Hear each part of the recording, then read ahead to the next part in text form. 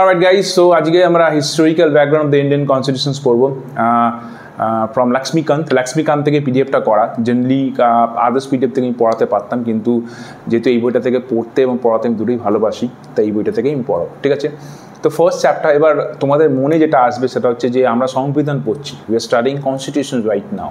তাহলে এই হিস্টোরিক্যাল কথাটা এলো কোত্থেকে? ঠিক আছে, why this chapter starts with the name call history, right?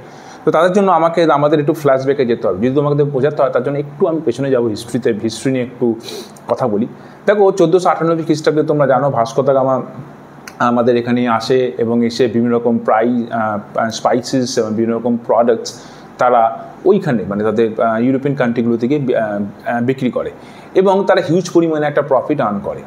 এইবার তারা বুঝতে পারে যে পরিমাণ অর্থ তারা এখানে আসার জন্য মানে ইনভেন্ট করার জন্য, সিরোডটা ইনভেন্ট করার জন্য যে পরিমাণ অর্থ তারা ব্যয় করেছিল, তার থেকে অনেক গুণ অর্থ তারা কী করছিল এখান থেকে, তারা যথেষ্ট পরিমাণ অর্থ তারা এখান থেকে প্রফিট করছিল 0.6 মানে 60 গুণে বেশি। মানে যদি 100 টাকা খরচা হয় তাহলে 160 টাকা প্রফিট, কাইন্ড অফ এরকম।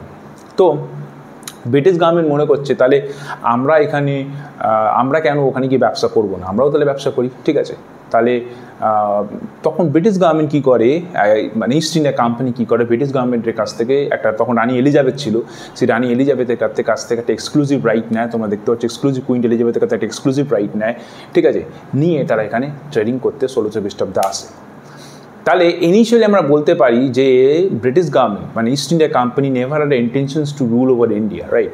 দে had intentions to trade over here, এবং তারা শুধু ব্যবসায়ী কিন্তু শুধু করেছিল প্রথমের দিকে। 1600 খ্রিস্টাব্দ থেকে 1764 খ্রিস্টাব্দ পর্যন্ত ঠিকঠাকই চলে, মানে তারা ব্যবসা করতে এসেছিল এবং তারা ব্যবসাই করছিল। কিন্তু 1764 খ্রিস্টাব্দে যখন বক্সারের যুদ্ধ হয় এবং তারপরও পরবর্তী ক্ষেত্রে তারা একটা দিওয়ানি রাইটস পায়, মানে শুল্ক আদায় করা, মানে কর আদায় করা একটা রাইটস পায়।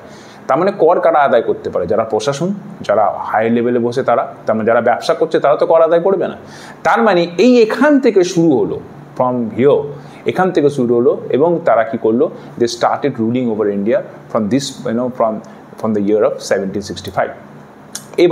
এবং এই 1765-এ তারা যখন ট্রেডিংয়ের থেকে এক ধাপ এগিয়ে গেল, কিছুদিন বাদেই, ঠিক আছে, 1773 কিছুটা আগে, ঠিক আছে, রানী এলিজাবেথের কাছে মানে ব্রিটিশ পার্লামেন্টের ওখানে একটা খবর গেল যে ইস্ট ইন্ডিয়া কোম্পানি নাকি অনেক ডেপ্টে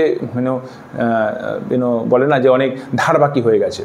ঠিক আছে, তখন ওরা মনে করে, ব্রিটিশ পার্লামেন্ট মনে করছে না এটা কেন হলো, ওখানে তো ধারাবাহিক হওয়ার উচিত না। তো ব্রিটিশ গভর্নমেন্ট তখন ভালো করে দেখে যে ইস্ট ইন্ডিয়া কোম্পানি রিচ হচ্ছে না, কিন্তু ইস্ট ইন্ডিয়া কোম্পানি যে স্টাফ ছিল তারা প্রচুর পরিমাণে অর্থ আর্ন করছে।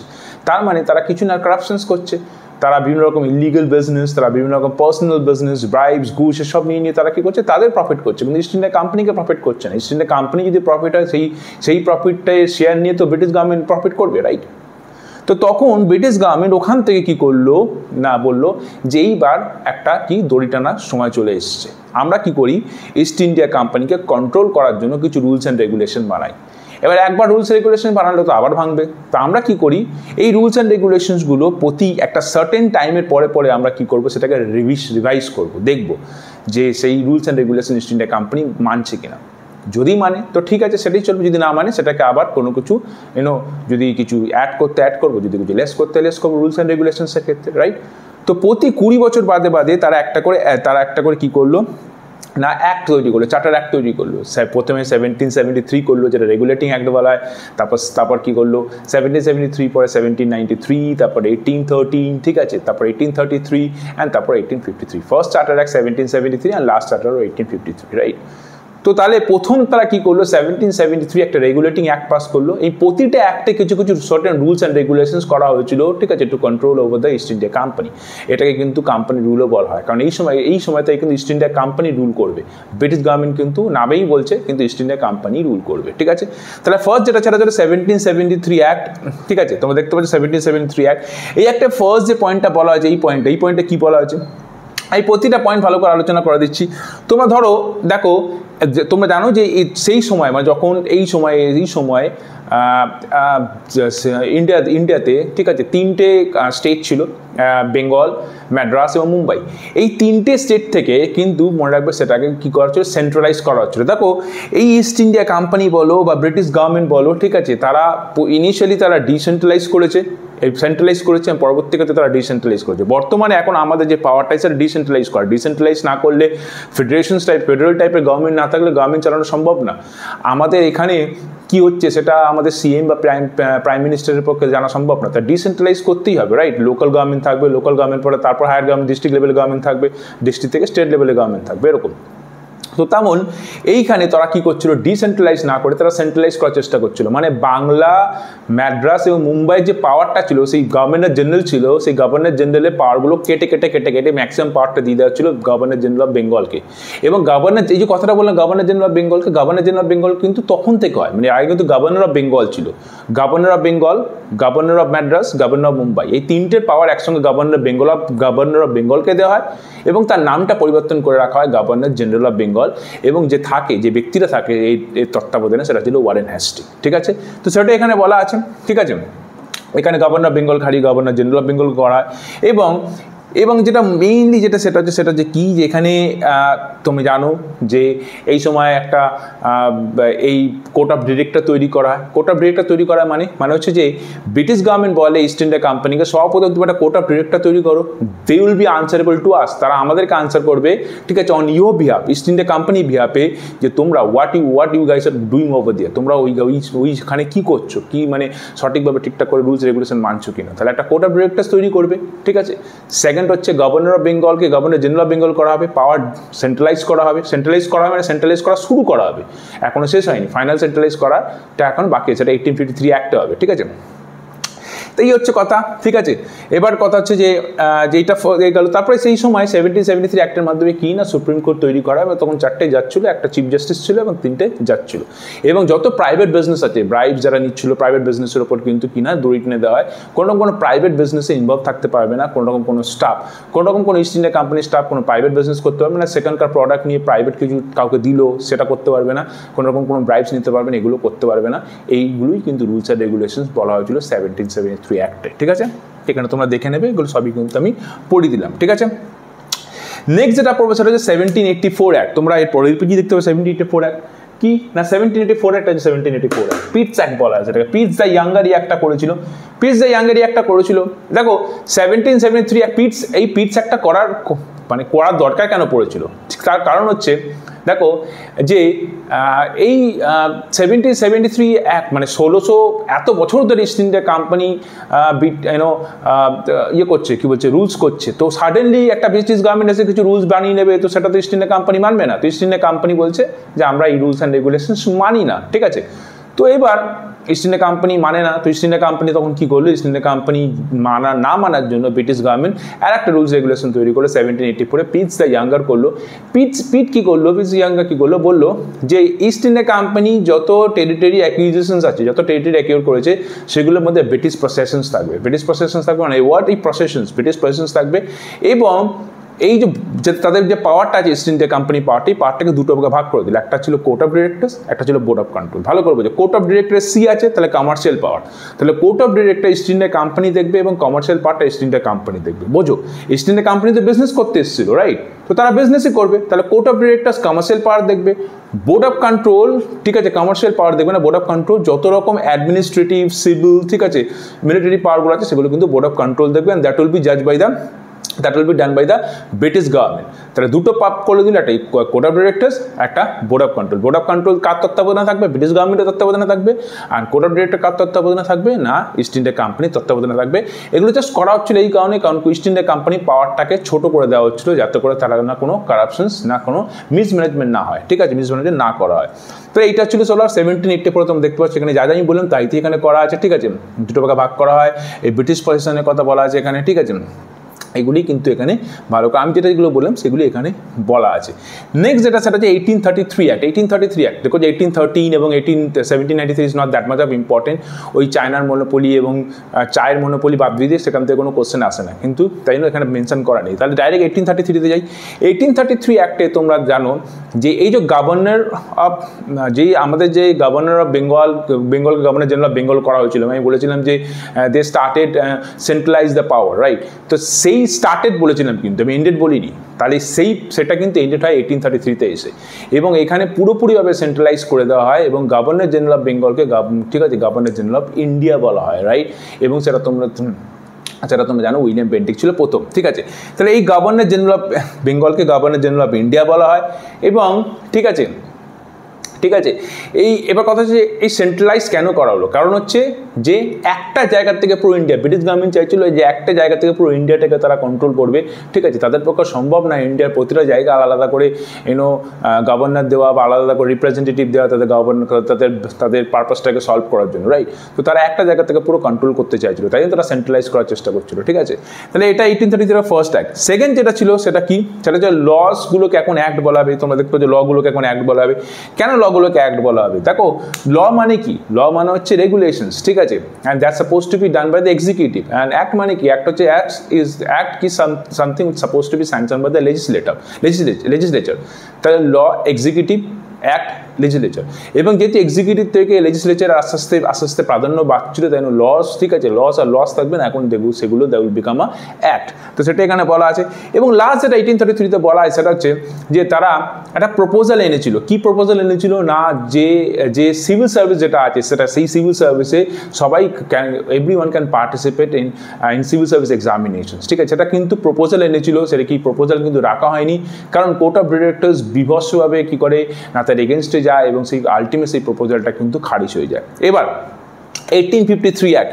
এই 1853 অ্যাক্টে যেটা সবচেয়ে এই অ্যাক্টটা যেটার জন্য ফেমাস ছিল অ্যাকচুয়ালি, সেটা হচ্ছে যে কি না, এই যে আমি বললাম যে সিভিল সার্ভিস এক্সামিনেশনসকে ওপেন করে দেওয়া সবার জন্য। তো দেখো একটা হিস্ট্রি আছে।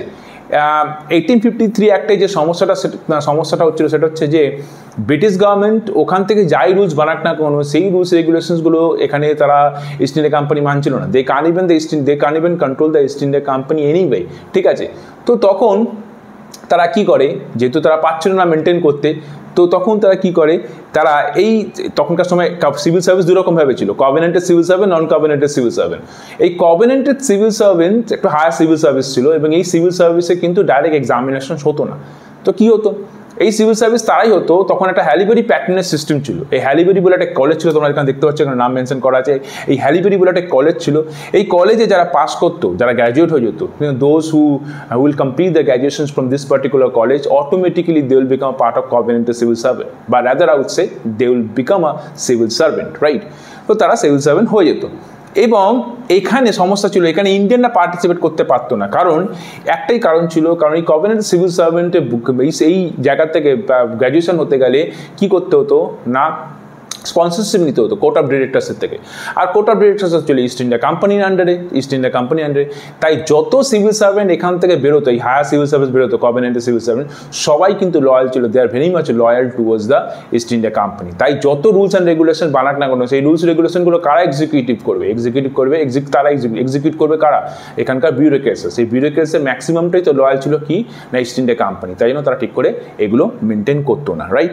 তাহলে এই অ্যাক্টের মাধ্যমে কি করা হয়, এই সিভিল সার্ভেন্ট, কভেনেন্টেড সিভিল সার্ভেন্টে সবাই যাতে পার্টিসিপেট করতে পারে সেটা ভালো করে দেখা হয় এবং ওপেন করে দেওয়া for all the people, everyone can participate in this particular examinations. এটা এখানে বলা আছে, ভালো করে তোমরা দেখে নেবে। এবং একটা সেপারেট লেজিসলেটিভ কাউন্সিল করা হয়, যেটাকে ইন্ডিয়ান স্টেট লেজিসলেটিভ কাউন্সিল বলা হয়, ঠিক আছে? এবং এই যেখানকার যে মেম্বার ছিল তাকে কাউন্সিলর বলা হতো, এখানে বলা আছে। এবং এটাকে মিনি পার্লামেন্টও বলা হয়, ঠিক আছে?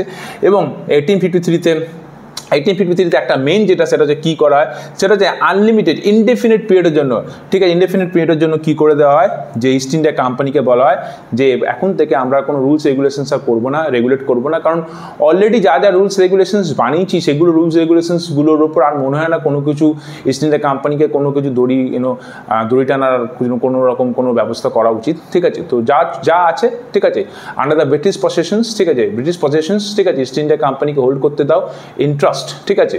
মানে ব্রিটিশ গভর্নমেন্টের বিহাফে ব্রিটিশ গভর্নমেন্টের প্রপার্টিগুলো হোল্ড করবে, east India company will be holding the entire property of British government in trust, ঠিক আছে। তো সেটা বলে ঠিক আছে এখন থেকে আমরা ইনডেফিনিট পিরিয়ডের জন্য লাইসেন্স দিয়ে দিলাম। কিন্তু কে বুঝতে পেরেছিল যে এই 1853 থেকে ঠিক 5 বছর বাদে একটা মিউটিনি হবে, একটা যুদ্ধ বাঁধবে, সেটা হচ্ছে কি সেপাই মিউটিনি বাঁধবে, এবং এই সেপাই মিউটিনি এবং এই সেপাই মিউটিনির জন্য একটা অ্যাক্ট তৈরি করবে, সেটা হচ্ছে গুড গভর্নেন্স অ্যাক্ট। তোমরা দেখতে পাচ্ছ এই গুড গভর্নেন্স অ্যাক্ট তৈরি করা হয়, ঠিক আছে। এই গুড গভর্নেন্স অ্যাক্ট তৈরি করে, অ্যাক্ট ফর গুড গভর্নেন্স, এটাকে সেপাই মিউটিনিও বলা হয়, ঠিক আছে। এবার কথা হচ্ছে এখান থেকে ইস্ট ইন্ডিয়া কোম্পানির রুল শেষ হয়ে গেল এবং এখান থেকে ব্রিটিশ গভর্নমেন্ট সম্পূর্ণ নিজের হাতে পাওয়ার নিয়ে নেবে এবং এই গভর্নর জেনারেল অফ ইন্ডিয়াকে ভাইসরয় করে দেবে। গভর্নর জেনারেল অফ ওয়ার্ডটাকে সরিয়ে দিয়ে ভাইসরয় করে দেবে। ভাইসরয় রিপ্রেজেন্ট করবে কাকে না, ভাইসরয় ডাইরেক্ট রিপ্রেজেন্ট করবে ইস্ট ইন্ডিয়া কোম্পানিকে না, ব্রিটিশ গভর্নমেন্টকে। মনে রাখো ব্রিটিশ গভর্নমেন্টের এখন থেকে ব্রিটিশ গভর্নমেন্টের পাওয়ার চলবে, আর ইস্ট ইন্ডিয়া কোম্পানি পাওয়ার কিন্তু চলবে না। কোম্পানি রুল এখানে এসে শেষ হয়ে গেল, এখান থেকে ক্রাউন রুল শুরু হবে এবং রানী এলিজাবেথ, ঠিক আছে, ঠিক আছে, নিজে, ঠিক আছে, এবং এই একটাকে অ্যাক্ট অফ গুড গভর্নেন্স বলেছিল।